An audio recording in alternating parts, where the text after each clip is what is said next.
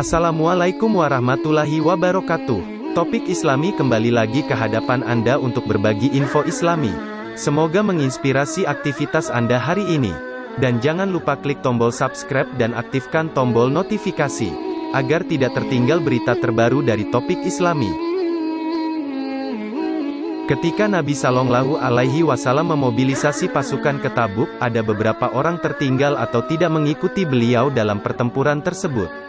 Sebagian besar memang orang-orang yang tertuduh sebagai kaum munafik, mereka ini berjumlah sekitar 80 orang.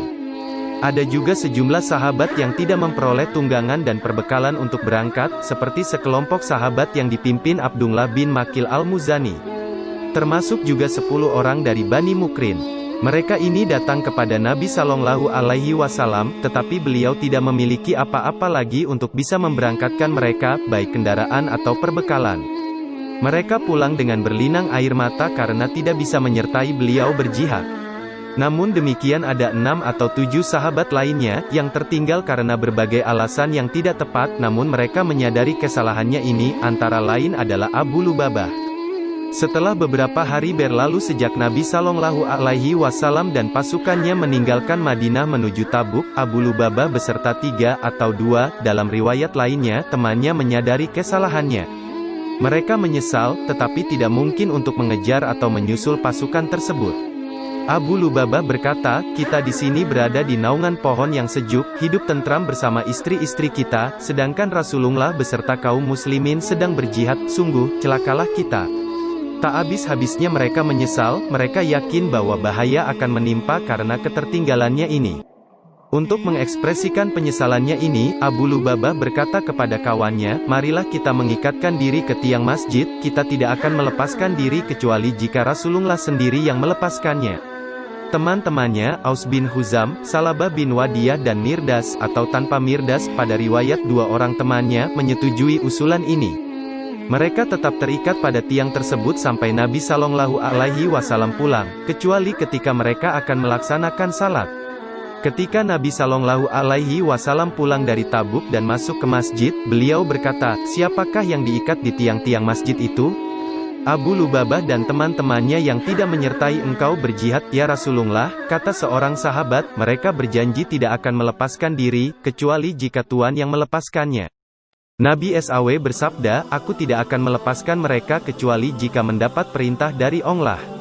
Dalam riwayat lain disebutkan, bahwa Nabi Shallallahu Alaihi Wasallam bersabda tentang mereka, "Aku tidak akan melepaskannya sampai saatnya ada pertempuran lagi."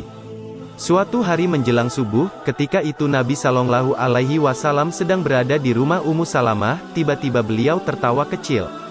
Ummu Salamah heran dengan sikap beliau ini dan berkata, "Apa yang engkau tertawakan, ya Rasulullah?" Abu Lubabah dan teman-temannya diterima taubatnya. Kata Nabi Shallallahu Alaihi Wasallam. Saat itu Nabi Shallallahu Alaihi Wasallam memang menerima wahyu, surah Taubah ayat 102, yang menegaskan diterimanya taubat mereka yang berdosa karena ketertinggalannya menyertai jihad bersama Nabi Shallallahu Alaihi Wasallam. Ummu Salamah berkata, "Bolehkah aku memberitahukan kepada Abu Lubabah, ya Rasulullah?" "Terserah engkau saja," kata Nabi Shallallahu Alaihi Wasallam. Ummu Salamah berdiri di depan pintu atau jendela kamarnya yang memang menghadap masjid dan berkata, "Hai Abu Lubabah, bergembiralah karena telah diampuni dosamu, telah diterima taubatmu." Mereka bergembira, begitu juga dengan para sahabat yang telah berkumpul di masjid untuk salat subuh. Mereka ini ingin melepaskan ikatan Abu Lubabah dan teman-temannya, tetapi Abu Lubabah berkata, "Tunggulah sampai datang Rasulullah dan melepaskan sendiri ikatanku." Nabi Shallallahu Alaihi Wasallam masuk masjid dan melepaskan sendiri ikatan-ikatan mereka. Pagi harinya, Abu Lubabah dan 3 temannya menghadap Nabi Shallallahu Alaihi Wasallam sambil membawa harta yang dipunyainya. Ia berkata, "Ya Rasulullah, inilah harta benda kami, sedekahkanlah atas nama kami, dan tolong mintakan ampunan bagi kami." Nabi Shallallahu Alaihi Wasallam bersabda, "Aku tidak diperintahkan untuk menerima harta sedikit pun, berkaitan dengan penerimaan taubat ini." Tetapi tak lama berselang, Nabi Shallallahu Alaihi Wasallam memperoleh wahyu, surah Taubah ayat 103, yang memerintahkan agar beliau untuk menerima sedekah dari Abu Lubabah dan teman-temannya, dan mendoakan mereka. Beliau melaksanakan perintah ayat tersebut dan itu membuat Abu Lubabah dan teman-temannya menjadi lebih gembira dan tentram hatinya. Riwayat lain menyebutkan, peristiwa Abu Lubabah mengikatkan diri di tiang masjid Nabi bukan berkaitan dengan perang Tabuk tetapi dengan perang Bani Quraizah. Setelah berakhirnya perang Handak Parit atau perang Ahzab karena pasukan kaum kafir Quraisy dan sekutu-sekutunya diporak-porandakan oleh angin dan badai di waktu subuh, Nabi Shallallahu Alaihi Wasallam dan kaum muslimin segera kembali ke Madinah.